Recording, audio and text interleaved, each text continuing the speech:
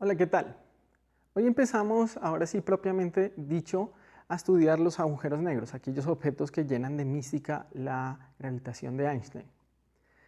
Pero lo primero que quiero dejar claro es eh, contradecir algunas ideas erróneas que se tienen sobre los agujeros negros usualmente, que es que ellos son máquinas o aspiradoras cósmicas, que todo lo que se les acerca tiene que ser absorbido.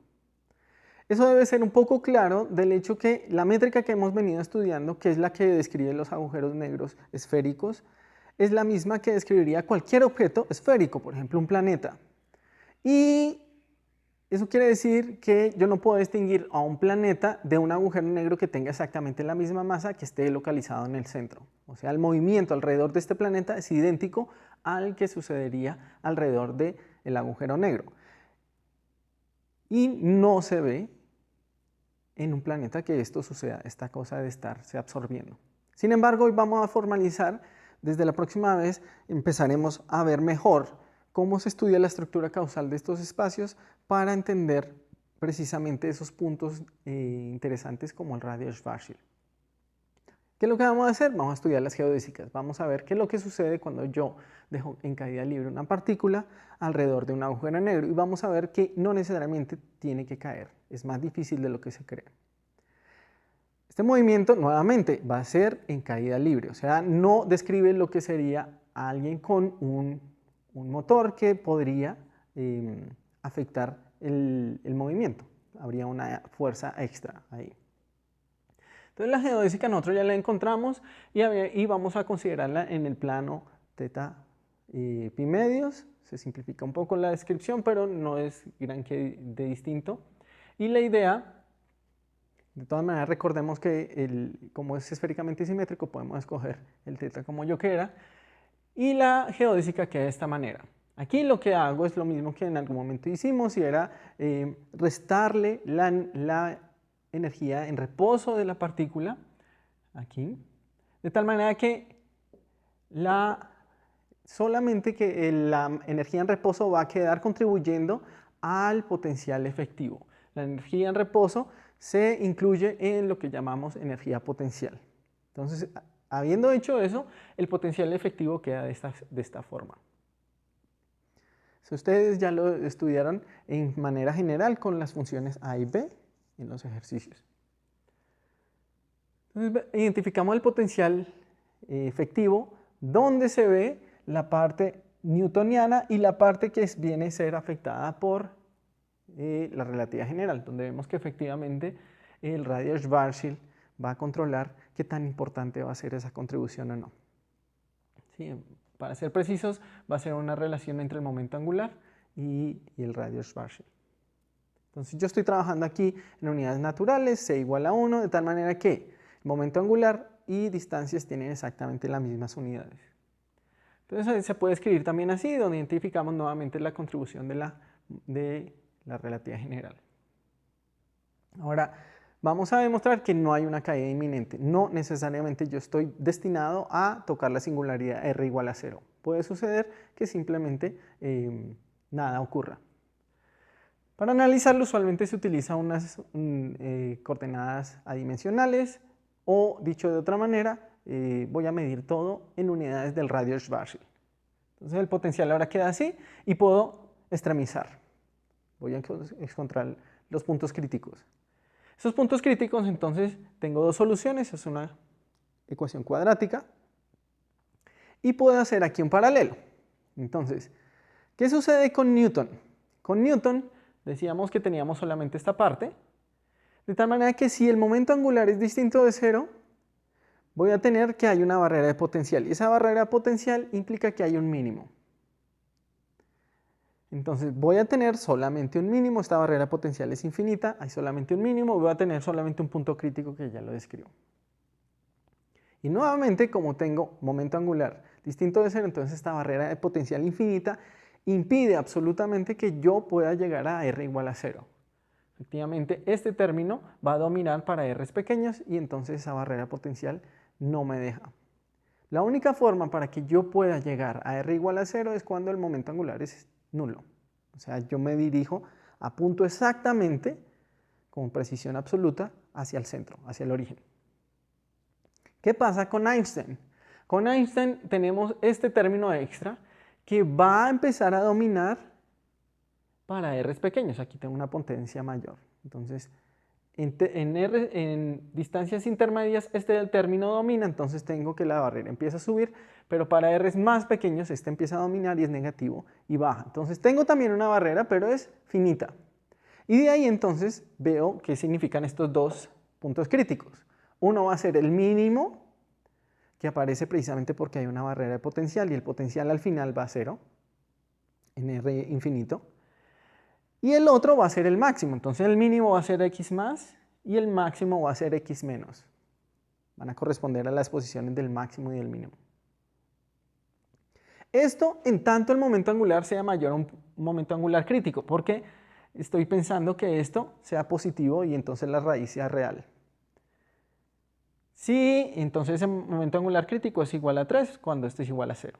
Cuando yo llego al momento angular crítico, voy disminuyendo el momento angular y llego a ese momento angular crítico, las dos raíces coinciden y entonces la barrera de potencial prácticamente ya no tiene altura, ¿ok? Pero digamos que tengo un punto de ensilladura ahí, y coinciden y tienen un valor exactamente igual a la mitad del valor del punto crítico que teníamos con Einstein. ¿Listo? Sería el punto estable más pequeño que yo podría tener con las soluciones de Einstein. Recordemos que con Newton, en principio, yo puedo ir disminuyendo mientras yo pueda coger el momento angular tan pequeño como yo quiera. Yo puedo tener órbitas tan pequeñas como quiera. Aquí no. Bien, ¿qué sucede?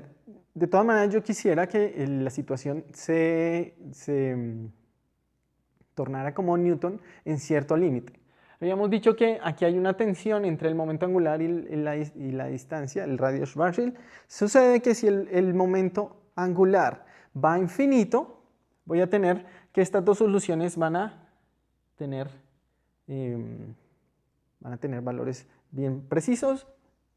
Uno es 3 medios del radio Schwarzschild, va a volver a aparecer más adelante ese número, y el otro es precisamente el que yo había encontrado con Newton. Entonces vemos que precisamente Newton se vuelve a obtener precisamente para momentos angulares grandes, donde este término empieza a ser más importante que este.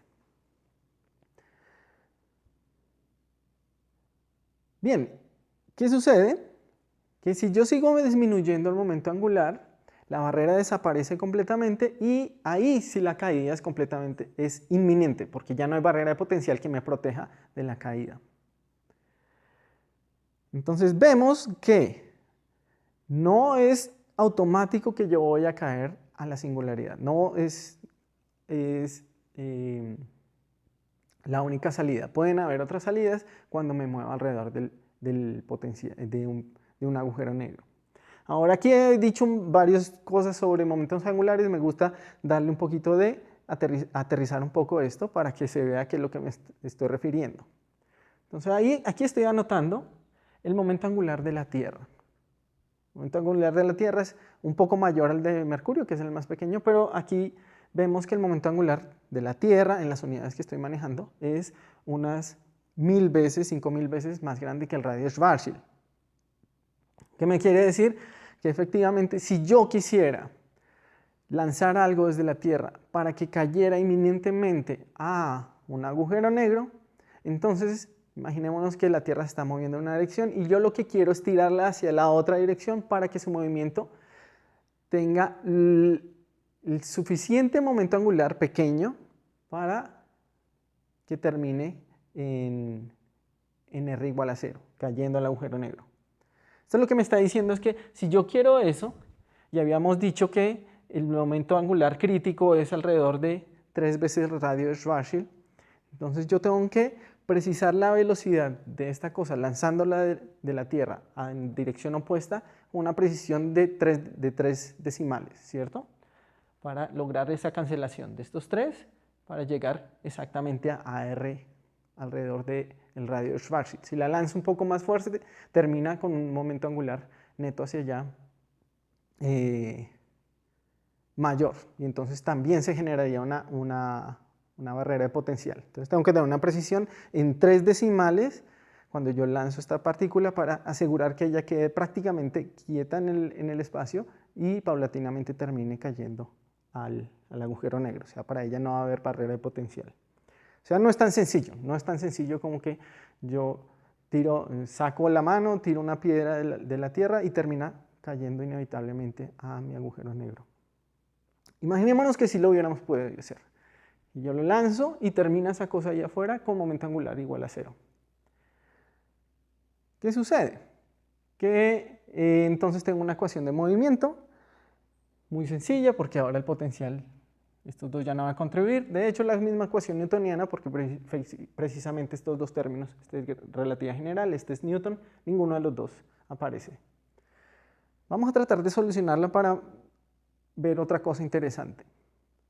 Voy a suponer que está lo suficientemente lejos, de tal manera que la energía potencial es irrelevante y está quieta. Entonces la energía es simplemente la energía cinética, es la energía en reposo. O sea, epsilon es igual a 1. Como epsilon es igual a 1 y este epsilon aparecía precisamente de esta variación, que viene como epsilon sobre este factor. Vemos que el tiempo que yo mido muy lejos, que es cuando esto va a 1, corre igual que el tiempo propio. ¿Sí? Muy lejos, mi tiempo propio va a correr igual que la coordenada temporal, solamente si estoy muy lejos. Y ahora la ecuación que tengo que resolucionar es esta, que se puede escribir así, donde aquí he puesto un menos porque quiero garantizar que con el transcurso del tiempo la partícula masiva, estamos trabajando geodésicas masivas, termine disminuyendo su radio.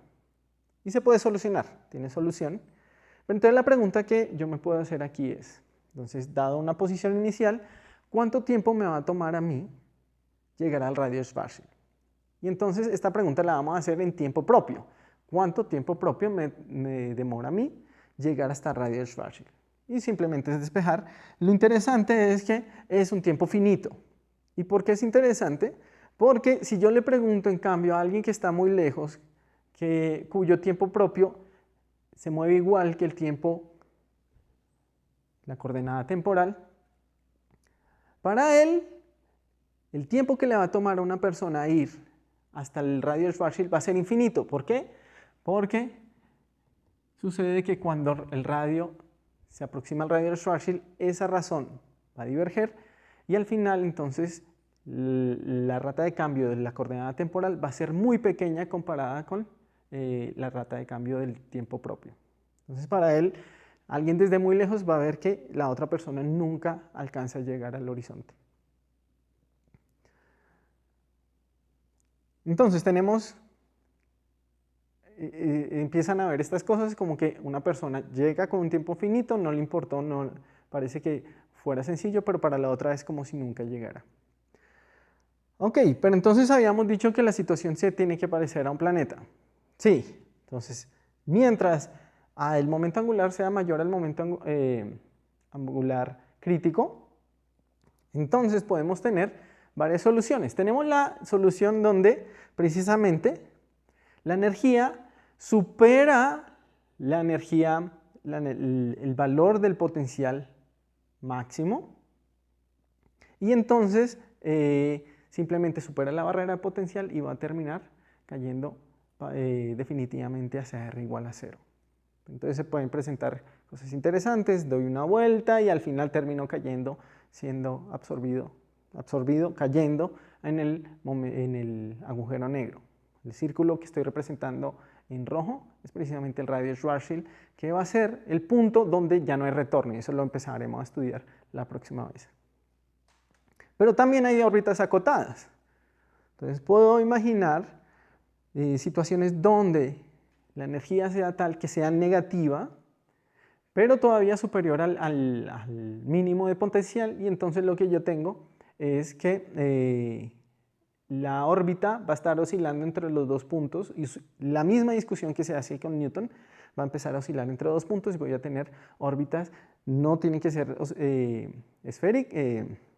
elípticas, o sea, ya no se satisface lo de Newton, eso que ya hablábamos la vez pasada con Mercurio, pero son acotadas.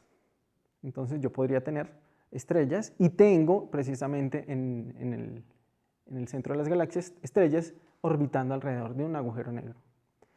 Y también puedo tener órbitas no acotadas, simplemente cuando la energía es positiva pero menor al máximo, entonces ellas van a ver la barrera de potencial y no van a poder ingresar a R igual a 0. Entonces lo que tengo es un visitante que llega y se va. Como es de esperar, entonces tampoco tengo lo de las secciones cónicas que se obtiene con Newton, ¿no? ¿Se pueden órbitas circulares? Sí, igual que con Newton. Si yo estoy justo en el mínimo de potencial, ya no estoy oscilando entre un máximo y un mínimo, un radio máximo y un mínimo, sino que siempre tengo R igual a constante. Cuando estoy en el mínimo, para Newton solamente tengo la posibilidad del mínimo, pero para Einstein, además del mínimo, tengo el máximo. ¿Sí? Entonces tengo dos posibles trayectorias circulares, una que va a ser inestable y la otra que va a ser estable. La que está en el mínimo es estable y la que está en el máximo inestable. Entonces puedo tener esta solución y yo puedo calcular qué momento angular necesito y qué energía debería tener. Simplemente es evaluar el momento angular que debo tener allí y de allí yo puedo también evaluar la energía, ¿cierto? O sea, puedo tener la energía necesaria para tener órbitas circulares. Entonces, con estos datos puedo hacerme la pregunta, ok, ¿con qué frecuencia está girando este objeto que está orbitando la estrella, el agujero negro? Sucede que calculando esta frecuencia, utilizando lo que sabemos para las geodésicas de la coordenada angular y del tiempo, entonces aquí tengo un error. Este es al cuadrado. Entonces esto es precisamente prácticamente la definición del momento angular para la geodésica angular y del tiempo era como la hemos escrito allí. Entonces ya despejando estos dos valores que tengo esta expresión, que es precisamente lo que se obtiene con Kepler, que me dice que el periodo va como la potencia 3 medios de la distancia. Entonces, por un lado, uno podría pensar, vaya, y qué sorpresa. Por otro lado, podría uno decir, era como de esperar porque ya habíamos dicho que para radios muy grandes, momentos angulares grandes, yo tengo que recuperar Newton. Sin embargo, nuestra expresión en ningún lado dice que solamente sea válido para radios grandes. Puede ser válido es válida para cualquier trayectoria circular y no importa que sea muy cercana al radio Schwarzschild. Entonces es interesante esa relación porque realmente no es de esperar. Entonces tenemos unas órbitas circulares y se puede, como ya mostré algunas órbitas, se puede pues modelar cómo sería el movimiento de una partícula alrededor de un agujero negro que no necesariamente tiene que terminar cayendo. En la descripción les puedo dejar el link de unos videos que hace Andrew Hamilton, donde se aprecia precisamente esto, el cruce de una partícula que va pasando por las varias zonas. Entonces hay una zona donde pueden haber órbitas circulares estables, una zona que ahí dibuja en verde, después una zona de órbitas circulares inestables en amarillo, una zona café donde yo no puedo tener órbitas circulares, precisamente porque ya el máximo no puede ir más hacia abajo, y después está la zona donde ya ingresé al agujero negro. Abajo también me muestra qué tanto transcurre el tiempo en mi tiempo propio. Y la simulación la está haciendo con un agujero negro de unas 5 millones de veces la masa solar. Entonces, acabé de decir que hay una zona donde ya no hay órbitas circulares. Entonces la pregunta es, ¿cuál es la órbita circular más pequeña que yo puedo tener? Aquí hablando de partículas masivas. Y es sencillo de hacerlo, simplemente habíamos dicho, yo puedo ir disminuyendo, las órbitas estables cada vez van a tener un radio más pequeño mientras yo disminuya mi momento angular. Llega un momento en que toco el momento angular crítico y ese me dice precisamente cuál es la posición del momento angular, del radio de mínima tamaño circular. Ese va a ser precisamente el que se conoce como el radio circular estable más pequeño o Innermost Stable Circular Orbit. Ahí que va a ser es exactamente 3 veces el radio de Schwarzschild, lo que vemos es órbitas circulares. Ahora aquí viene una explicación bien interesante. Usualmente uno piensa que el agujero negro es una cosa negra donde no se ve nada. En realidad, las partículas que son atrapadas por el potencial del agujero negro y te quedan primero en órbitas acotadas, empiezan a orbitar alrededor de él, por ejemplo en órbitas circulares, paulatinamente empiezan a perder su energía por colisiones, etc.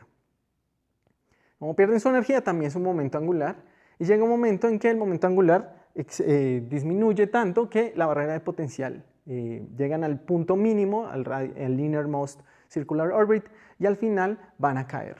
Toda esa energía pues la han emitido, ¿de acuerdo?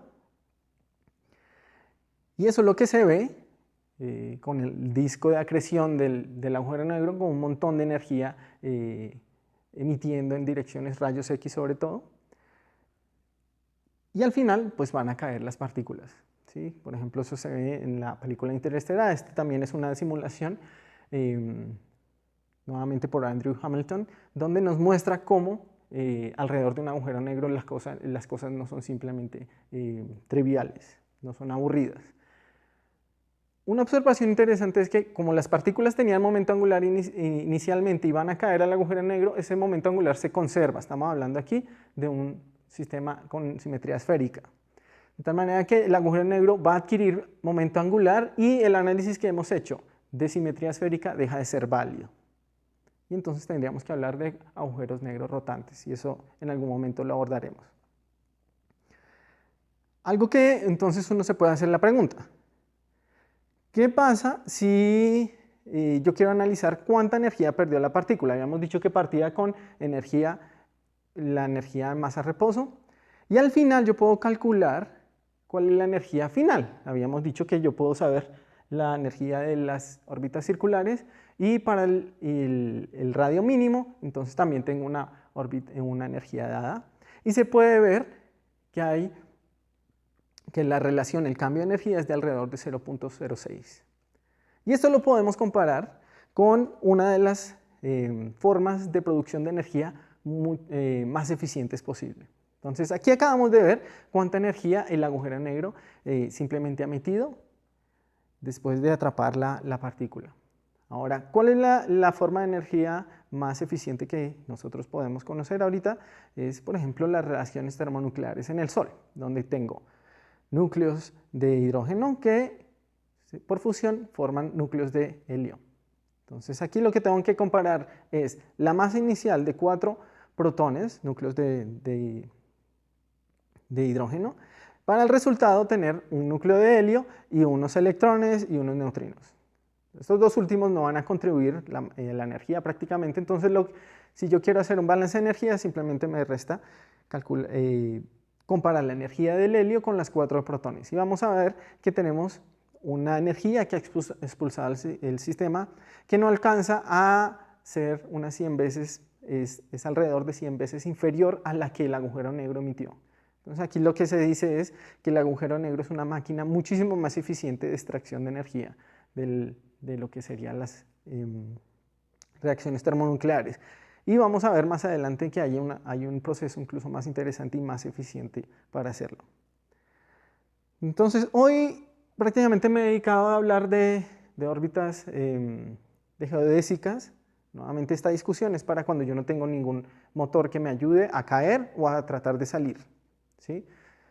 Si yo he pasado el mínimo el mínimo radio estable, aún es posible salir. Si yo he pasado la barrera, aún es posible salir si yo tengo, por ejemplo, cohetes que me ayuden a salir. Después de pasar el radio Schwarzschild, vamos a ver que sí ya no es posible. ¿Okay? Pero en el análisis de geodésicas, pues nuestro límite va a ser precisamente la barrera de potencial y el innermost circular orbit, el radio más pequeño de órbitas circulares. ¿Qué pasa con partículas sin masa? ¿Qué pasa con la luz? El análisis es muy parecido. También habíamos encontrado la geodésica. De hecho, es posible hacer las dos simultáneas en libros como el Carroll o el Misner-Thorne. Se analizan simultáneamente. Aquí yo puedo hacerlo por separado porque precisamente las dos geodésicas las encontré aparte. ¿Qué va a suceder? Que encontramos una geodésica y esta geodésica va a tener una propiedad donde el papel de la energía va a venir jugado por el parámetro de impacto. Recordemos que ese parámetro de impacto viene en términos del momento angular y de la energía. ¿Qué sucede? Entonces ahora lo que tengo que comparar es mi potencial con el parámetro de impacto. Para Newton habíamos dicho en un análisis en los ejercicios que podíamos calcular pensar a la luz como una partícula con masa y entonces el potencial de Newton para la luz sería el mismo, o sea, una barrera de potencial infinita al principio. Para Einstein, en cambio, voy a tener una barrera de potencial finita, muy parecido a lo que acabamos de discutir, y entonces el análisis que acabé de hacer se hace nuevamente ahora comparando el parámetro de impacto, más precisamente el inverso del cuadrado del parámetro de impacto, con el máximo de potencial. Entonces tengo que pueden haber órbitas donde definitivamente, trayectorias donde definitivamente el rayo de luz va a caer al centro del agujero negro. Puedo tener órbitas que van a desviarse, como ya estudiamos, órbitas no acotadas, y voy a tener también órbitas acotadas. Eso no se presenta en Newton. ¿Ok? Entonces, aquí voy a poder tener órbitas circulares para la luz, donde el problema es que son órbitas no estables, porque estoy hablando del máximo. Entonces voy a tener un máximo, y este máximo entonces está alrededor puedo calcular también cuál va a ser su posición, entonces está alrededor de 3 medios el radio Schwarzschild, y entonces voy a tener órbitas circulares de la luz donde se pensaría algo así, si yo miro puedo verme la nuca, ¿sí? Va a dar completamente la vuelta al agujero negro allí. Entonces, ¿qué es lo que estamos descubriendo? Que pueden haber órbitas circulares también para la luz, y pues es algo particular de los agujeros negros, porque ya estamos hablando de órbitas muy cercanas al radio Schwarzschild. Sin embargo, están por fuera. Así que pueden haber otros objetos astronómicos que tengan estas órbitas circulares mínimas, que precisamente son las estrellas de neutrones. Ellas pueden tener tamaños cercanos al radio Schwarzschild, de dos radios de Schwarzschild, y precisamente pueden presentar el radio órbitas circulares mínimas, como las que acabamos de describir. Entonces, hoy la idea es nuevamente mostrar que los agujeros negros no son los monstruos que describen, que sí puede suceder que yo pueda pasar esta barrera potencial y caer, pero también existe la posibilidad de que simplemente esté orbitándolo, como sucede con gran cantidad de estrellas alrededor de los agujeros negros supermasivos en los centros de las galaxias, o puede suceder que simplemente lo visite y siga mi trayectoria, simplemente desviada. Lo que viene ahora es sí formalizar completamente, con herramientas matemáticas robustas, la descripción de los espacios-tiempos descritos por la métrica de Schwarzschild. Y para esto entonces la dejamos el próximo capítulo. Gracias y hasta luego.